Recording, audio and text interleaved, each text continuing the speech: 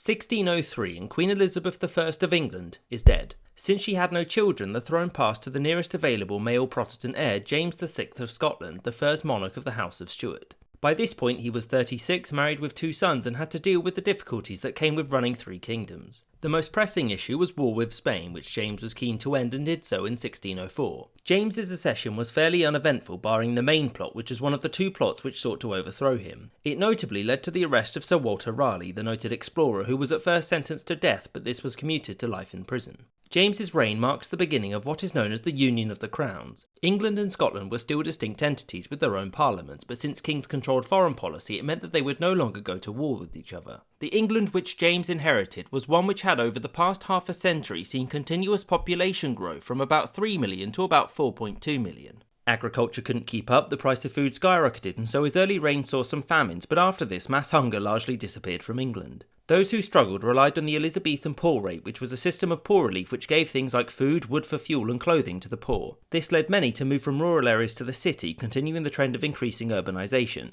Cities had been growing steadily since the early Tudor period, 5 of which had populations over 10,000 by the time James took the throne. Unsurprisingly, London was the largest, boasting a population of about 200,000, which dwarfed England's second city, Norwich, whose population was only 15,000. One of the great issues facing James at his accession was the same as his predecessors: religion. In 1604, the Hampton Court Conference was called to answer a petition by Puritans and decide on any outstanding matters of doctrine. James was actually fairly responsive to the Puritans, who began to work within the structures of the church to achieve the reforms they wanted instead of simply moaning all of the time. The most important outcome of the conference was that it saw work begin on the authorised English translation of the Bible, better known as the King James Bible, which wasn't completed until 1611. The religious divide in England was not something that could be fixed by a simple conference. There were divisions amongst the Protestants, particularly between the Puritans and a newer group called the Arminians, which split the ruling classes. Furthermore, James quickly began to punish recusancy, which was when a Catholic refused to abide by the rules of the Church of England. James had made his position perfectly clear, which had dashed the Catholics' hope of a more moderate monarch, which in turn led to what was probably the most famous event of his reign: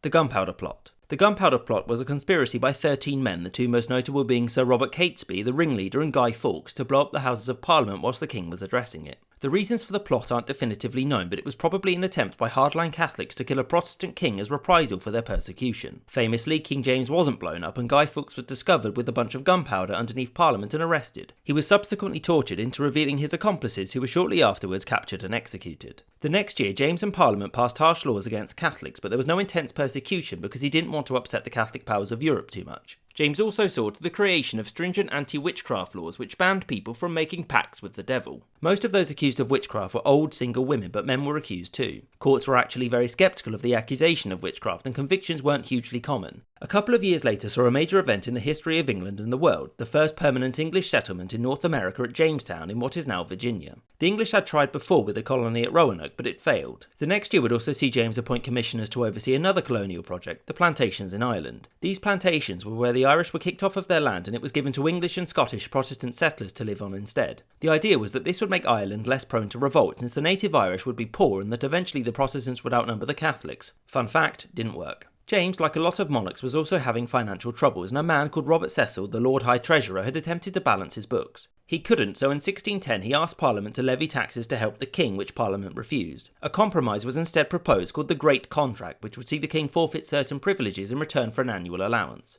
Ultimately, the Great Contract failed because it meant that the King would no longer have to ask Parliament for money, which meant independence, and also nobody knew where the money would come from. James soon after dissolved Parliament in a huff, and most of the next decade was fairly stable barring a few things. In 1612 Cecil died, leaving a major competency gap in government, and in the same year James' eldest son Henry died, leaving Prince Charles as heir. In 1614, James called another parliament called the Addled Parliament due to it being completely pointless. James wanted more money, Parliament wasn't so sure, and so he gave up. In 1616, Sir Francis Bacon was appointed Lord Treasurer, and in 1618 Sir Walter Raleigh was released on the condition that he find El Dorado. He doesn't. During his voyage to find this non-existent city, Raleigh attacked the Spanish, which James had specifically forbidden him to do so, and upon his return he was beheaded. 1618 was also a big year for European history, since it saw the outbreak of the incredibly destructive 30 Years' War, but it didn't really kick off until 1620. In this same year, Plymouth Colony was founded in North America by the Pilgrims, who were a bunch of radical Puritans that felt that the Church of England was corrupt, and so they were out. So James is seen by many as a peacemaker, since he disliked war and saw it only as a last resort. His reasons for staying out of the war, despite England being Europe's most populous Protestant power, were largely diplomatic and financial because war is expensive. James was trying to get his son and heir Charles to marry the daughter of the King of Spain in return for a large dowry because he needed the money and also wanted to ensure peace with Spain. Parliament and Prince Charles disagreed with the policy of peace and wanted war with Spain because glory was better than financial stability. Generally speaking, the ministers who favoured war were Puritans, those who hadn't left for America anyway, and those who favoured peace were the Arminians. Whilst they couldn't agree on war, they did agree on one thing, that Prince Charles shouldn't marry a Catholic. In case you're wondering, this immense paranoia and distrust surrounding Catholics isn't going anywhere. As king though, James was in firm control of foreign policy and so never declared war on Spain for the rest of his reign, which ended with his death in 1625. He was succeeded by Charles, who was crowned Charles I. As king, James was open to suggestions and understood the nuances of political life. Charles did not. His abrasive authoritarian attitude, combined with the fact that his court favourite, George Villiers, the Duke of Buckingham, was corrupt, meant that Parliament and many of the nobility fell out with the new king pretty quickly. So, upon the accession of a king, Parliament would grant them what was called the customs, whereby the king could collect custom duties on certain goods for their personal revenue. This time Parliament decided no, but Charles collected them anyway. Furthermore, Charles declared war on Spain, but he pledged that it would remain a naval war. The first action was a raid on Cadiz here, and to say that it was a failure would be a colossal understatement. Meanwhile, in the rest of Europe, the English and Scottish contributions to the 30 Years' War were small. It was mostly Scottish mercenaries who worked for the Danish and later Swedish forces, but generally speaking the finances weren't available for any large-scale intervention. In order to raise the funds needed to continue fighting, Charles went to Parliament, but they refused to grant him these funds until Buckingham was impeached due to him being terrible. Charles was furious about this, and so he blocked Buckingham's impeachment and raised money through what is called a forced loan. This was where the king demanded that his subjects lend him money during an emergency, and if you refused, you'd find yourself up in front of a court. Also, it wasn't much of a loan because good luck getting it back. The threats worked and Charles raised enough revenue but managed to annoy everyone in the process. To make matters worse, Buckingham used this money to assist the Protestants in France, which led to France declaring war on England. These wars didn't achieve anything except proving that Buckingham was incompetent and ruining England financially. Buckingham would retire from politics in 1628, and by retire, I mean he was stabbed to death. Angry with the murder of his favourite and believing that Parliament was acting against him unfairly, Charles dissolved it in 1629, beginning his personal rule. Without a Parliament to levy taxes, Charles had limited means to raise money, of which he had too little. He did this by trudging up old feudal laws that nobody had heard of and fining people for not adhering to them. He also levied what was called ship money, which was where coastal regions were expected to provide ships on the money for them to the king for the defence of England. This was challenged in court, it being argued that this was a tax and thus only Parliament had the authority to raise it. The court ended up siding with the king, and afterwards he extended it to all of the inland counties and made a fair bit of money from doing so.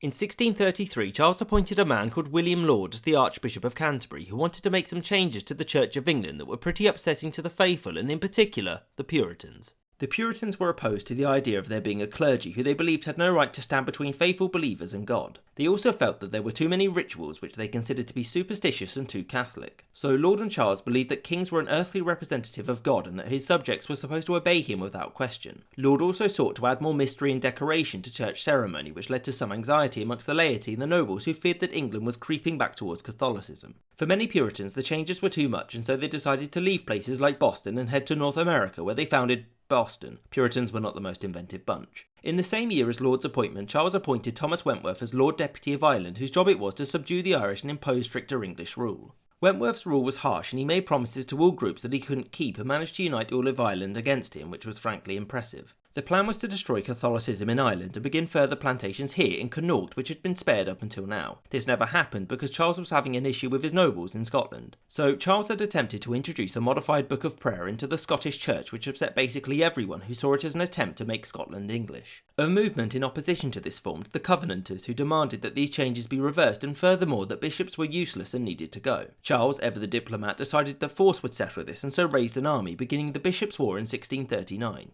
The Scottish army, which contained many veterans of the 30 Years' War, was much better prepared. Basically, no fighting happened and Charles agreed to what is called the Pacification of Berwick, in which it was decided that another Scottish Church Assembly would decide on the fate of bishops. This assembly met in Glasgow and declared that they were free of any and all royal control, and so Charles decided that yet again, force would fix this. Charles decided to fight, and in order to obtain the funds to crush the Scottish, he would need to recall the English Parliament and end his 11-year personal rule. He did this in 1640, but what came next wouldn't be easy, and Charles's reign would only get more difficult from here on out. But more on that next episode.